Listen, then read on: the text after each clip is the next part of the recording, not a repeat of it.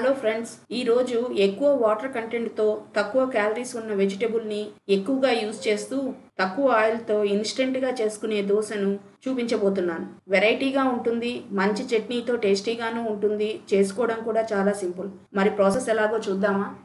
మామూలుగా రైస్ వండుకునే సోనా మసూరి రైస్ని ఒక గ్లాస్ తీసుకున్నాను. దానికి పావు స్పూను మెంతులు వేసి 2-3 సార్లు నీళ్లు పోసి కడిగి 2-3 గంటలు నాననివ్వాలి. 3 గంటలు నానిన బియ్యాన్ని వాటర్ వంపేసి బ్లెండర్లోకి తీసుకోవాలి.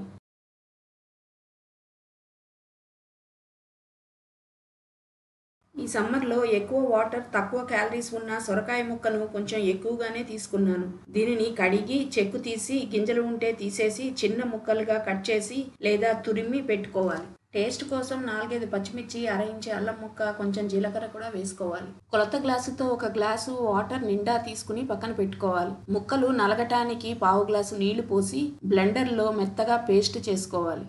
ఈ పిండిని వేరొక గిన్నెలోకి తీసుకుని సాల్ట్ యాడ్ చేసుకోవాలి. కొంచెం వాటర్ జార్లోకి పోసి ఆ వాటర్ని కూడా పోసి కన్సిస్టెన్సీని దోశ బ్యాటర్ లాగా చేసుకోవాలి. ఇలా పిండి జారుగా రావటానికి టోటల్గా 3/4 గ్లాస్ వాటర్ యూజ్ చేసుకున్నాను. ఈ పిండితో వెంటనే దోశలు వేసుకోవచ్చు, లేదా 1-2 గంటలు రెస్ట్ ఇచ్చి కూడా దోశలు వేసుకోవచ్చు. ఇప్పుడు పెనం పెట్టి వేడెక్కిన తర్వాత ఆయిల్తో గ్రీస్ చేసుకున్నాక బ్యాటర్ పోసి దోశలాగా నిలుపుకోవాలి.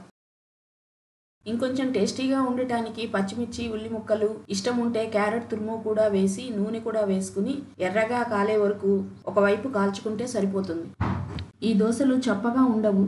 చెబితే కానీ ఇవి సొరకాయతో చేసిన దోశలు అని కనుక్కోలేరు. మంచి చట్నీతో సూపర్గా ఉంటాయి. మరి మీరు కూడా ట్రై చేసి ఎలా కుదిరిందో కామెంట్లో చెప్పగలరు. Thanks for watching.